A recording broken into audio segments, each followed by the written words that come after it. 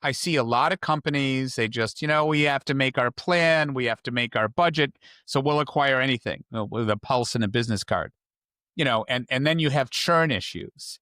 And when you have churn issues, it's like, oops, your churn is killing your new growth. So stop doing that. At Elements of Culture, we sit down with experts in leadership and team building to explore the DNA that drives a thriving organization. Hello, everyone. Welcome to Elements of Culture. My name's Taryn, and I'm joined with my co-host, Julie, today. And we are talking with Alan Gonsenhauser. I hope I got that last name correct. Perfect. It's not as Perfect. difficult as mine, Alan. We're so glad to be chatting with you today. Alan is the founder and CEO of Demand Revenue. Alan, welcome to Elements of Culture. Tell us a bit about your background and why you love to coach and mentor in this season.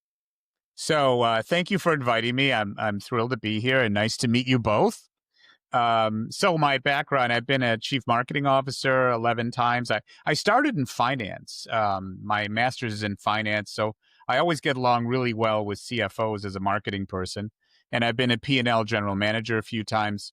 Then I took a side thing where I was a CMO coach and mentor at an organization that was called Serious Decisions, which is a go-to-market advisory firm for the marketing, sales, product, and customer success functions.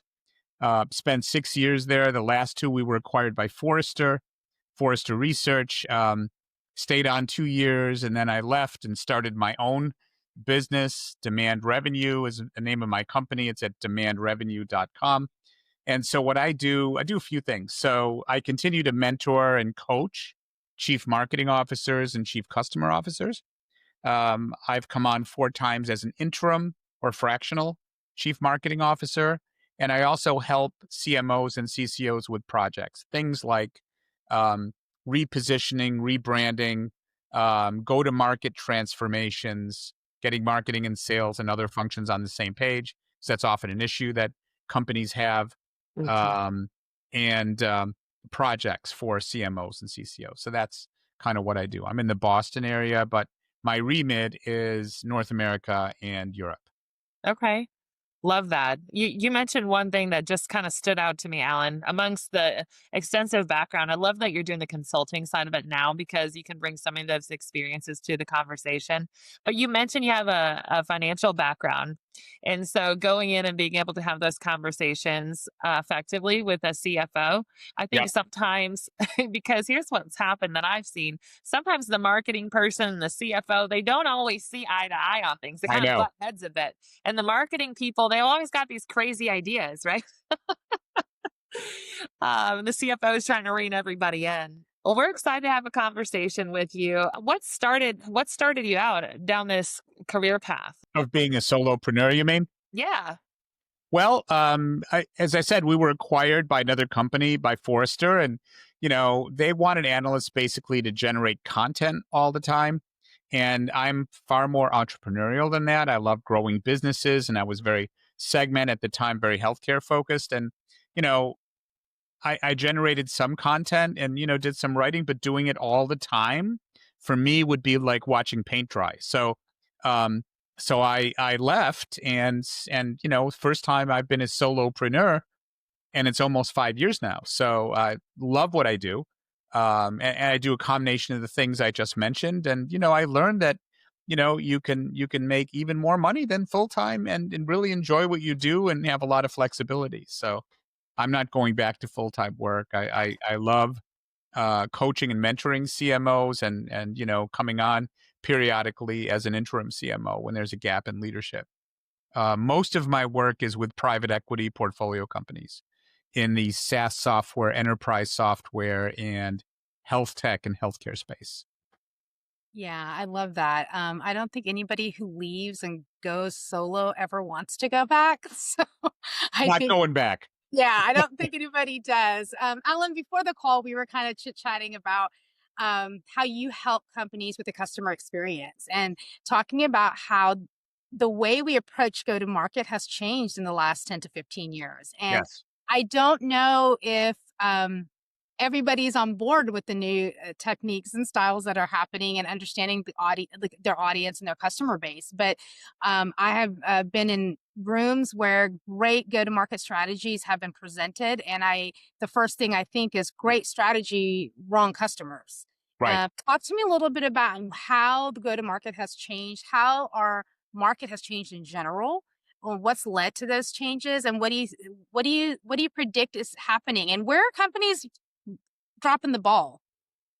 Yeah. So I've worked with hundreds of companies on that. And,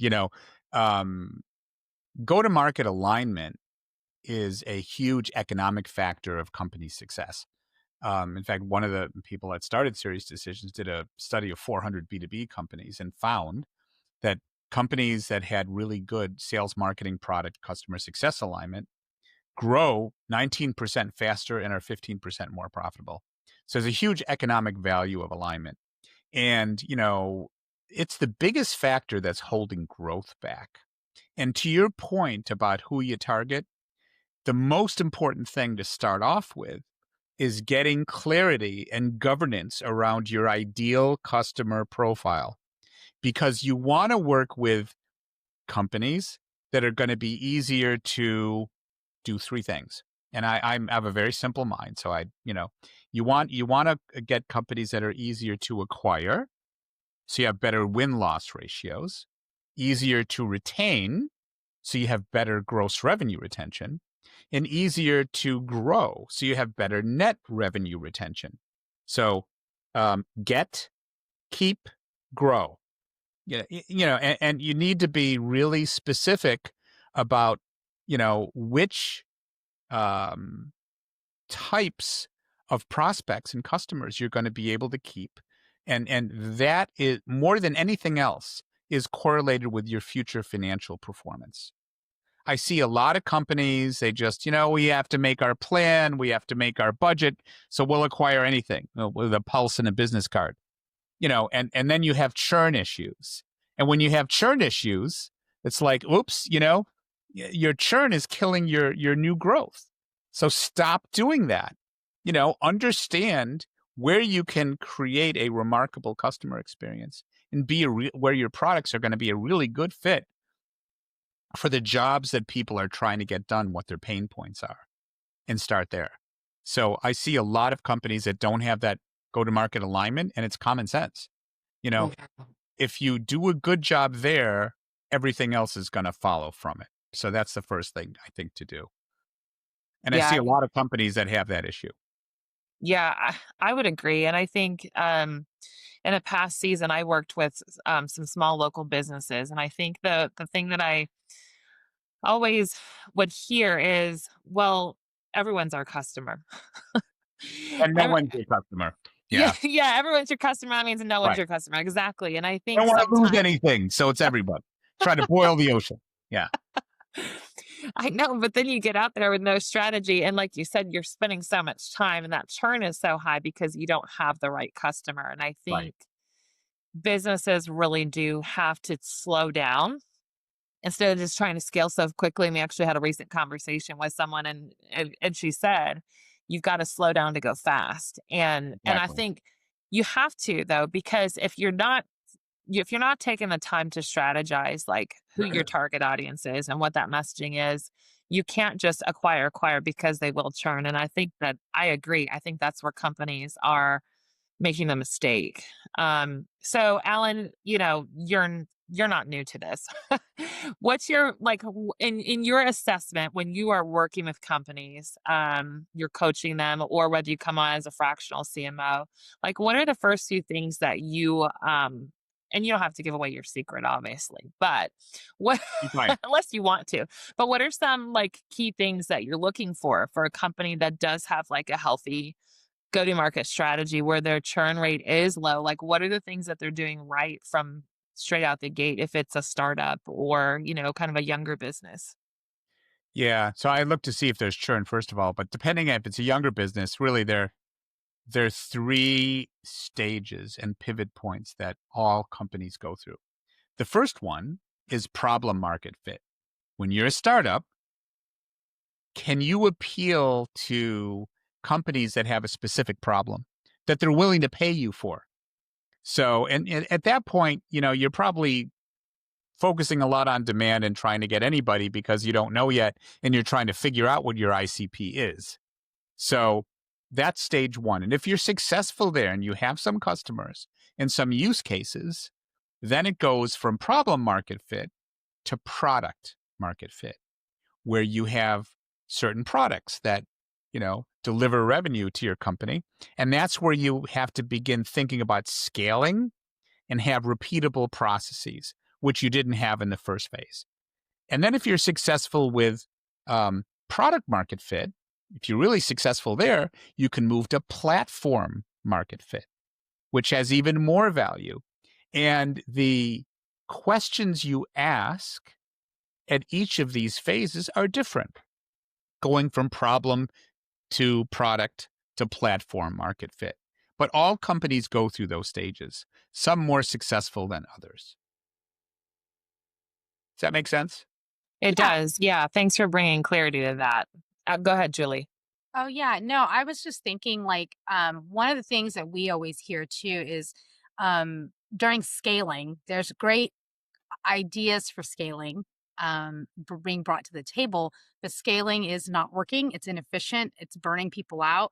Talk to me a little bit about some of the companies you've seen and what are some of the mistakes they're making during scaling. Yeah, and a lot of it comes back to ideal customer profile and understanding, because if you have governance and everybody is um, aligned on strategy, and part of strategy is what you say no to, you know, and it just makes everything so much simpler. So that's why I'm a big believer in ICP, and I've helped companies through that. But once you have that, it's kind of like picking the frequency before you turn up the volume.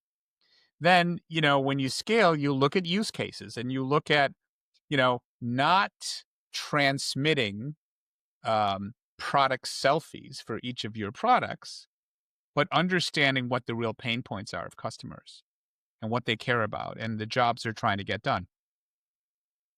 And I see a lot of companies at that point going from kind of a product orientation to a needs-based orientation, where you start with customer needs and then you bring in the products that are relevant to those needs or the jobs they're trying to get done.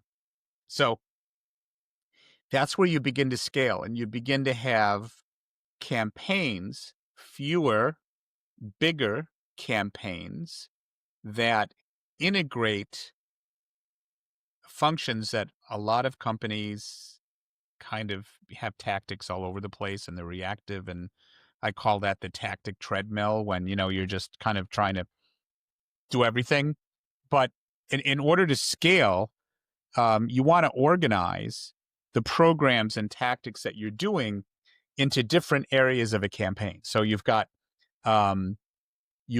programs that drive brand reputation early on, which are going to seed demand.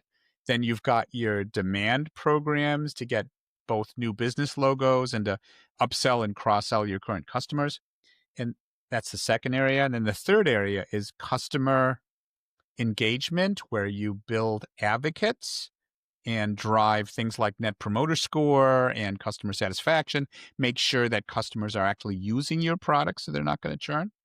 And then the fourth is sales and customer success productivity, which are programs to help your sales force be more effective and productive. And if you combine them like that and you have fewer, bigger programs that are market-based and pain point-based, that will help you scale your business much better than if you have all these misaligned tactics that you're, being reactive about. So it helps you go from being reactive to proactive. A lot of the CMOs I mentor sometimes are very good at tactical execution, but they don't sit back and think about strategy enough and say, hey, why are we doing this? And what should we do more of? What should we do less of? And, what are the three things that are actually moving the bar on business results? So, yeah. That's so good, Alan. I think sometimes, like you said, they don't take a seat and just kind of identify like where things going wrong. And sometimes I think in sales cultures, you're going too fast, you don't have time to. Yeah, you've got Or a plan to meet. I know I've been in sales. I understand. Yeah. yeah, yeah, you don't But you make have to be time for strategic. it. You don't make time for it. And so therefore you are reactive, right? Yes. Um, Marketing too. Yeah. hmm Yeah.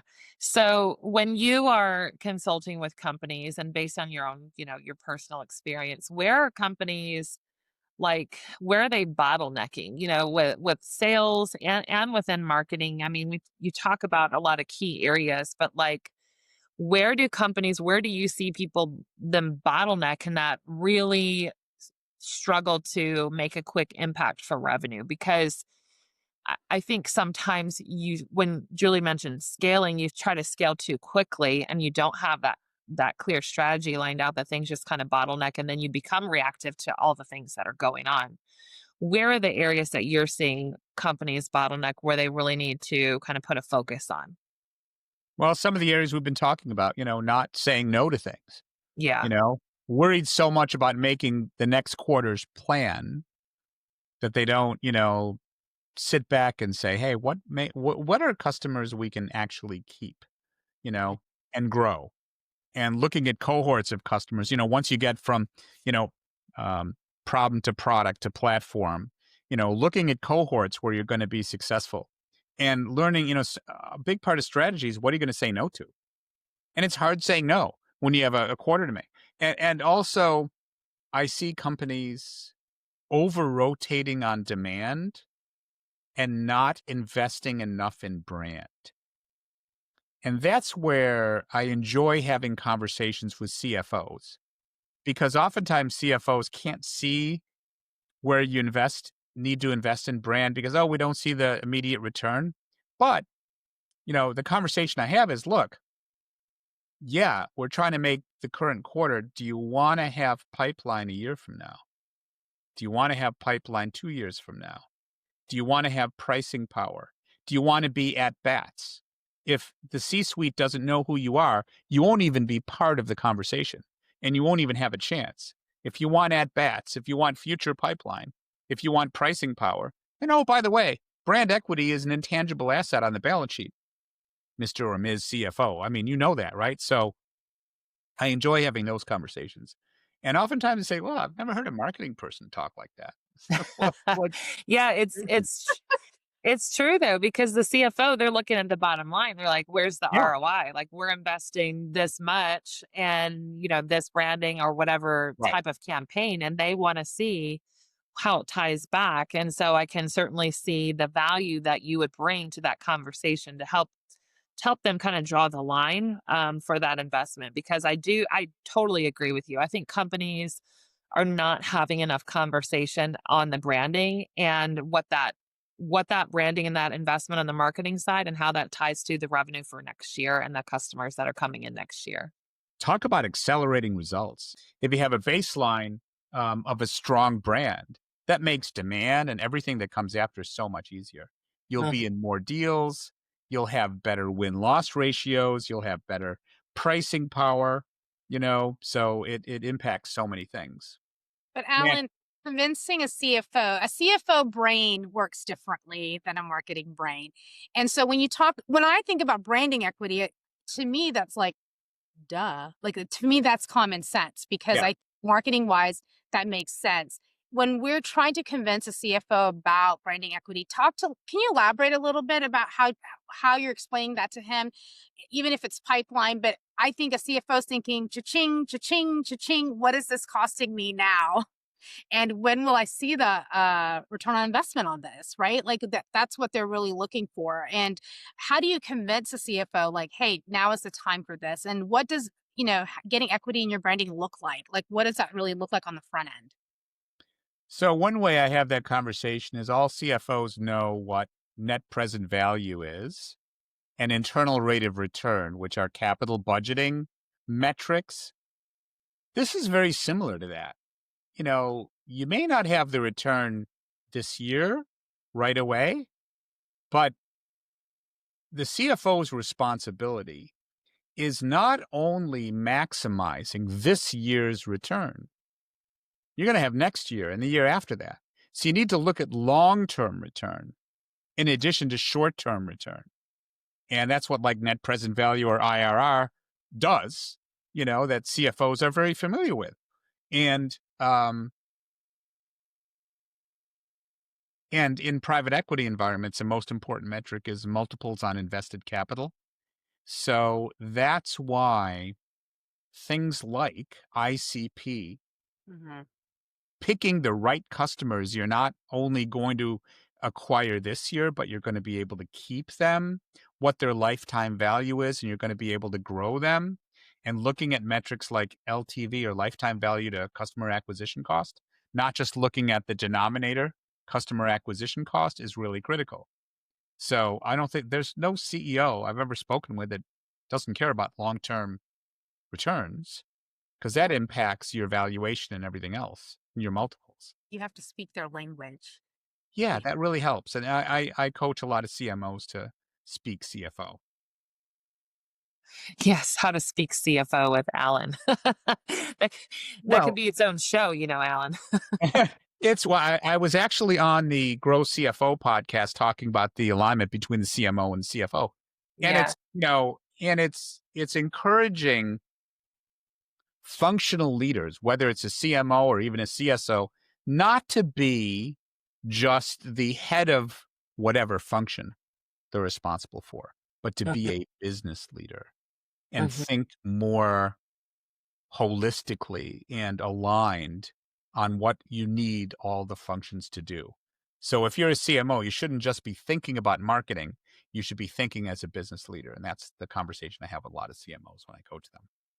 Yeah, that's so good. I think that approach is so healthy because otherwise, when you have leaders of departments staying in that kind of siloed place, you're not as effective, right, as a team. And No. and there are even some companies where they're doing more kind of cross training, and so you're able to speak more of the same language. Yeah. You're building that rapport with other team members within the organization. But I do think every company looks different as far as where there's room to be able to do that, especially within smaller organizations or larger. Yes. Um, One question I wanted to ask you, and this is just off of my own experience and working in the world of marketing and advertising. I think sometimes when times get tough, economic times where we're in, I think sometimes the marketing budget is cut. Your advertising budget, especially when Yeah. it comes to brand, that's something that's like, well, that's not really impacting our revenue currently, so we're going to have to make some changes there. How do you coach companies that are kind of in that place and they're contemplating those budget cuts because they don't see the immediate return? What do those conversations look like? So it's like passing people in the rain. Where you have economic headwinds, it's easy to cut the marketing budget because it's there and it can be a big budget. But what I say is you could do that. What's going to happen next year? And the companies that are very careful, you can always cut things. You can do a content audit and cut a lot of the content no one's using and is irrelevant. You can consolidate agencies. You can consolidate the MarTech stack. You can always take money out of marketing. And I'm a big believer in marketing being very good judicially of the assets that they have in their remit. But you should spend more. When you do that, you should spend more on things that impact the customer and understanding intent information and AI, things like that to make you more productive. But if you just cut discriminately, watch out because your competitors are going to pass you. And when the market improves, you're going to have to recover where your competitors are going to be ahead of you. You want to get ahead of your customers, your competitors during difficult times with economic headwinds. You can cut certain things, but then you should invest more in things that the customer will see and creating a remarkable customer experience. Or you're just going to be behind. You're always going to be playing catch up. So be careful. That's Yeah, the conversation I have. Yeah, Alan, you brought it up. I'm really curious with all the consulting you're doing with so many companies and just making the customer experience better. Talk to me about how AI has affected that and what does it look like going forward? And so how do you educate companies in that area and how do you because we've meet two groups of people, maybe three, Taryn. We have AI, give me all of it. I want all of it. Like, give me all of it. They don't care what it looks like, what it costs. Like, they want all of it. We have another group that's like, well, what is this going to do? What does it do to my team? Does it create fear? Do they think they're going to be outsourced by AI? And then we do have companies that are just like they want to wait and see, which I don't think is the best approach. But when you're looking at companies, talk to me a little about how you're consulting and how moving forward, how you utilize AI or don't, depending on the market, and especially since you do a lot of SaaS companies as well. So that's why I'm asking. I'm curious to see what the future of that's going to look like. I use AI all the time. It's a wonderful tool, and if it's used wisely, and any disruptive innovation throughout history is going to look like a threat to some, but you have to engage it in the right way. So it's great for content development. It's great to automate manual processes. It's really great at summarizing convergent information for you to spot things easier. It sucks at divergent information. So if you're looking to break through and do things differently, you still need humans with experience to do that because AI is going to assume the same thing happens over. Like, for example, if Eastman Kodak, right? They had the first patents on digital photography, but it was too much of a threat to their film business. Or look at Blockbuster and Netflix. You know, Blockbuster could have acquired Netflix, but it would have been too much of a threat to their late fee business, right? If you would have engaged AI in either of those situations, it would say, be more productive getting late fees and continue with film because that's the revenue. It won't break through and say, hey, do something completely different. That's what you need humans for. So the other thing AI can be dangerous is if you assume you can just throw AI at any process. If the process is broken or sucks or it's not right, AI is just going to speed up all your errors. You've got to fix the process first and then engage AI. So it's a wonderful tool for so many things, but don't use it for strategy because everybody's using the same LLMs. If you use AI to set your strategy, what's going to happen is your competitors will beat you to it because they're using the same LLMs. You know, you still need people, but the combination of people and AI is very powerful. So I'm not saying don't use it, but just use it wisely. There are things AI is wonderful at, and there are things you have to be careful. And it does hallucinate too, so you have to check it real carefully. That's probably the greatest explanation of AI that I think I've heard.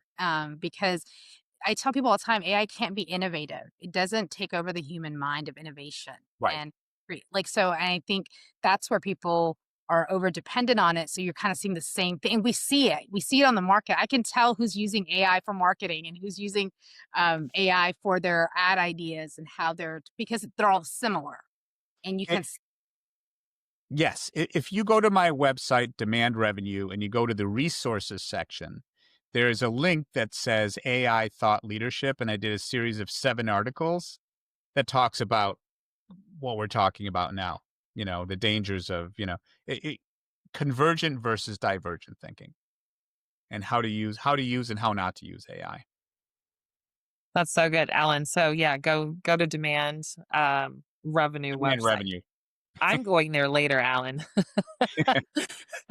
Because I agree, Julia. I think that explanation, it simplifies it because we all know Blockbuster. If Blockbuster was so hung up on worried about late fees, I mean, to think where they could be now and where Netflix is and the market share that they have. I They mean, passed on acquiring Netflix. It was too much yeah. of a threat to their business. Well, they thought it wouldn't take off. They didn't think this was streaming. Like they didn't think streaming would be a thing, and they missed it. They missed Right. they could have done with that. And I think I still have a Blockbuster VHS or DVD sitting around here somewhere that probably acquired, a couple thousand in late fees at this point. But yes, they missed the mark. They were unable to see. And I think, Alan, you keep bringing this up is when you're talking to CFOs, you're talking to CMOs. What does it look like a year, 2 years down the line? How does this, it's a vision mindset. You have to have a visionary mindset. Yeah, you can't just think the next quarter. What about after that? You're gonna, stop the business then? I mean, you're gonna need pipeline a year from now.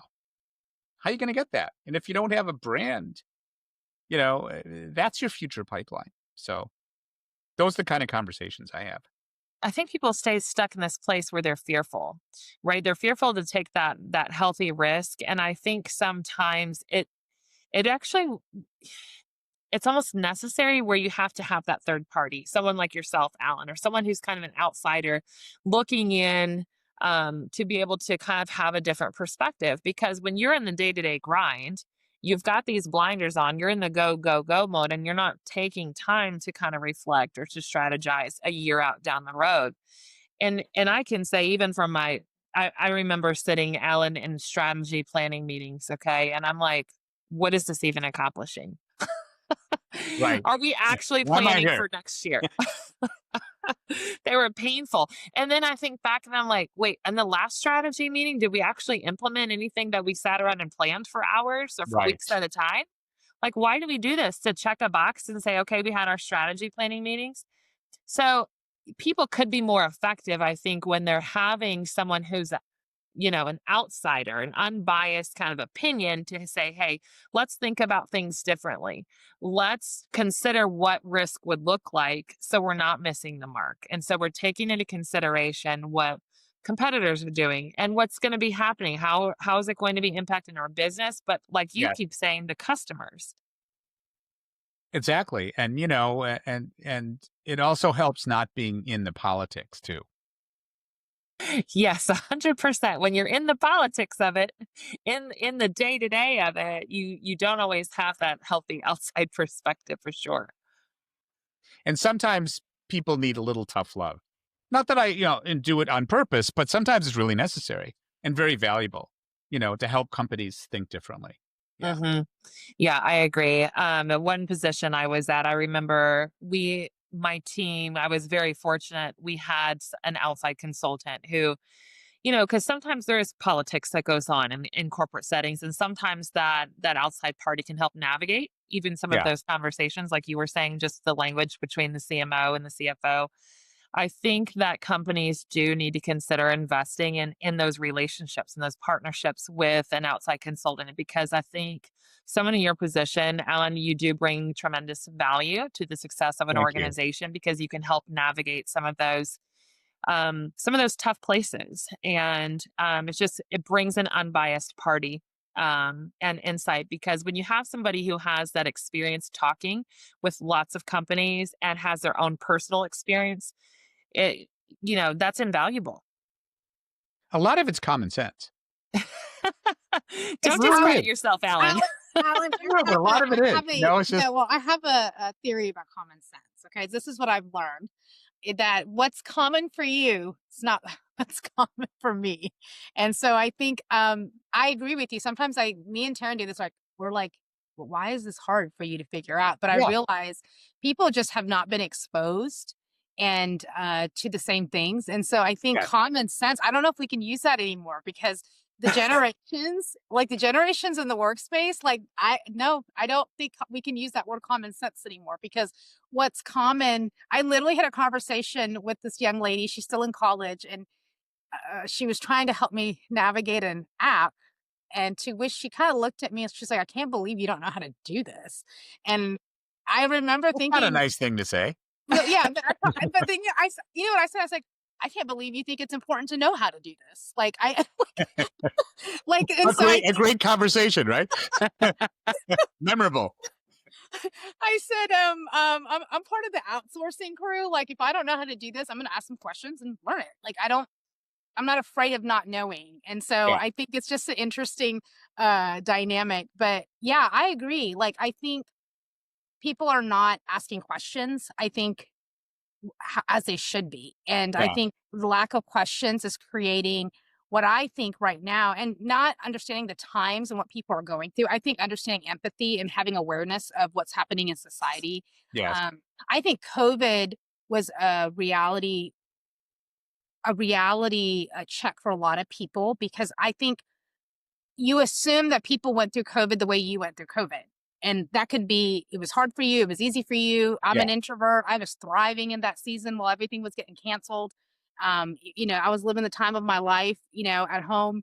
But it was very difficult for people, and companies had to come across this new thing that they had to deal with. And I think new things are hard for people, and it's hard for Yeah. companies. They are. Yeah. You have to bring people along. So also less is more, you know, focus on the few things that matter. Mhm. A lot of people forget that. They try to do too much, just way too much, And then if you try to do 10 things, you'll probably do 3 well, but those wouldn't be the same 3 you would pick if you'd say, what are the 3 you really want to get done well? So, Mhm. Well, I think that also leads to burnout and, you're not really, like you said, you're not being effective. yeah. Well, Alan, thank you so much for this conversation. Before we wrap up, because I do think that you bring so many valid points just to the approach companies need to take with understanding the value of marketing and how that really ties to the success of an organization, and identifying those places of importance to really put your focus on. But before we wrap up, when I have this conversation with you, Alan, you seem kind of like this general in the place of like marketing, and how to navigate difficult conversations. And I'm sure you have tons on your website that people can reference later at their I own do. time. And thank you for that. Thank you for mentioning those resources. We'll definitely check them out. But throughout your career, maybe there was someone who kind of gave you some advice along the way, or maybe it's something that you've come across through your own life journey. What would you say to those that want to focus on less and do a better job at those things that really are important, whether they are new in leadership or whether they're seasoned in leadership? What would you encourage people with as we wrap up today? Probably 2 things. One is don't be afraid to get cross-functional experience. To the extent you can move from one function to another to begin to appreciate what people are dealing with, that never hurt me at all. I started in finance, I went into a little bit of consulting and marketing, then sales, then back in marketing, then I had some P&L GM, but my cross-functional experience always helped me. And the other thing, don't be afraid to try things when you have an opportunity. And my favorite quote is from Churchill, and it's the definition of success is moving from failure to failure with no loss of enthusiasm. Mm. I've had that in my career where I've had transitions, always ended up better, but don't be afraid of failure. Try things and get diversity in your career, and that will serve you well over time. Maybe not immediately, but you will know over time that those experiences really help you, and you learn from failure as well. So don't Abs- don't don't try to be perfect, and be open to opportunities and be flexible to them as they come up in your career. That's so good. So, Alan, are you open to doing life coaching sessions with myself? Hey, if you you'd know, like, let me know. I think that's a struggle for many. Just speaking for myself, but sometimes you're too hard on yourself and you strive for Oh yeah, perfection instead of being okay with failure. And it's so good. I think that's such great advice: is be okay with the failure and have enthusiasm doing so, because I think that just sets you up for the next adventure, right? yeah. But thank you so much for joining us. This conversation has just been amazing. Thank you. My pleasure.